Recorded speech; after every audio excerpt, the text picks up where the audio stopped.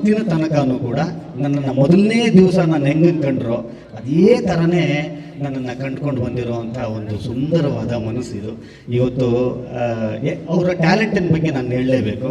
ಒಬ್ಬ ಕಲಾವಿದನಾಗಿ ಅಸೂಹೆ ಬರುವಷ್ಟು ಟ್ಯಾಲೆಂಟೆಡ್ ಕಲಾವಿದರು ಅವರು. ಒಬ್ಬ ಕಲಾವಿದನಿಗೆ ಅಯ್ಯೋ ಗುರು ನಮ್ಮ ಕೈಲಾಗಲ್ವೇ ಈ ಥರದ್ದು ಅನ್ನೋವಂಥದ್ದು. ಇದು ಒಂದು ಸ್ಟೇಜ್ಗೋಸ್ಕರ ಇವತ್ತು ನಿಮ್ಮನ್ನೆಲ್ಲ ಮೆಚ್ಚೋದಕ್ಕೋಸ್ಕರ ಮಾತಾಡ್ತಿರೋವಂಥದ್ದಲ್ಲ, ಇಲ್ಲಿಂದ ಬರ್ತಾ ಇರೋವಂಥ ಮಾತಿದು.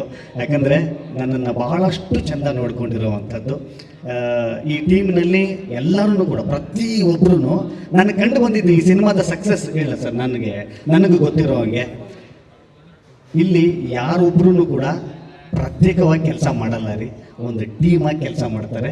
ಖಂಡಿತ ಯಾವಾಗ ಒಂದು ಟೀಮಾಗಿ ಕೆಲಸ ಮಾಡುವಂಥ ತಂಡ ಗೆಲ್ಲುತ್ತೆ ಅನ್ನೋದಕ್ಕೆ ಸಂಜು ವೆಡ್ಸ್ ಗೀತಾನೇ ಕಾರಣ. ಅದಕ್ಕೆ ನಾನು ಇವ್ರದ್ದು ಕತೆ ಹೇಳೋ ಶೈಲಿ ಒಂಚೂರು ಹೇಳ್ತೀನಿ. ನಾನು ಯಾರು ನಾಗಶೇಖರ್ ಅವರು ಒಂದು ಟ್ಯೂನ್ ಹಾಡ್ತಾರೆ. ಫಸ್ಟು ಒಂದು ಟ್ಯೂನ್ ಹಾಡ್ಬಿಟ್ಟು ಅಲ್ಲಿಂದ ಕತೆ ಹೇಳೋದಕ್ಕೆ ಶುರು ಮಾಡ್ತಾರೆ.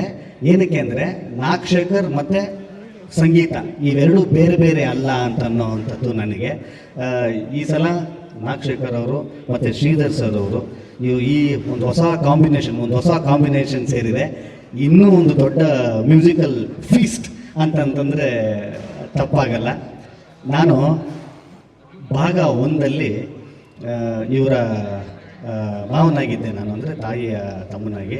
ಕನ್ನಡದಲ್ಲಿ ಒಂದು ಗಾದೆ ಹೇಳ್ತಾರೆ, ತಾಯಿ ಸತ್ರು ಸೋದರ ಮಾವ ಇರಬೇಕು ಅಂತ. ಹಾಗಾಗಿ ಇವತ್ತು ನೋಡಿ, ಇವತ್ತು 2ನೇ ಭಾಗದಲ್ಲೂ ಕೂಡ ಅದರಲ್ಲಿ ಇಲ್ಲದೆ ಇರ್ಬೋದು, ಆದರೂ ಕೂಡ ನಾನು ಈ ಸಿನಿಮಾದ ಜೊತೆಯಲ್ಲೇ ಇದ್ದೀನಿ ಅಂತ ಅನ್ನೋದಕ್ಕೆ ಇದಕ್ಕಿಂತ ಒಂದು ದೊಡ್ಡ ಕಾಕತಾಳೀಯ ಏನೂ ಇಲ್ಲ. ಸಂಜು ವೆಡ್ಸ್ ಗೀತಾ ಭಾಗ 2 ಭಾಳಷ್ಟು ಚೆನ್ನಾಗಿ, ಭಾಳ ಒಂದೇ ಚಿಕ್ಕದಾಗಿ ಹೇಳಬೇಕು ಅಂದರೆ ಇದು ನೀವು ಮಾಡ್ಕೊಂಡಿರೋವಂಥದ್ದಲ್ಲ, ಆಗುವಂಥದ್ದು ಅನ್ನೋದಕ್ಕೆ. ಸಂಜು ಮತ್ತು ಗೀತಾ ಮತ್ತೆ ಸೇರಬೇಕು ಅಂತ ಬರೆದಾಗಿದೆ ಆ ಬ್ರಹ್ಮನು.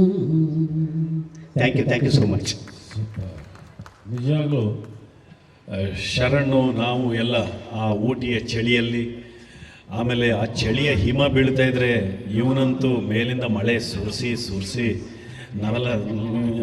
ನಾವಂತೂ ಹಿಂಗೆ ಅನ್ನೋದು, ಅಲ್ಲಿ ಬೆಂಕಿ ಕಾಯಿಸೋರು, ಬಿಸಿನೀರು ಹಾಕೋರು ಕೆಲಸ ಮಾಡ್ತಾ ಇದ್ವಿ.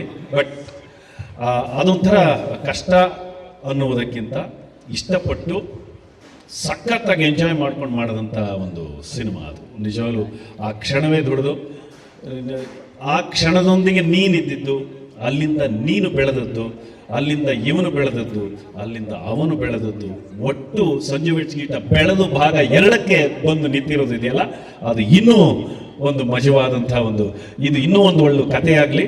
ಹೌದು, ಈಗ ಮುಂದೆ ನಾವು ಏನು, ನೀವು ನಿರ್ದೇಶಕರು ಒಂದು ನಿಮಿಷ ಕೂತ್ಕೋಬೇಕು ತಾವು. ಅದಕ್ಕೆ ಓಕೆ.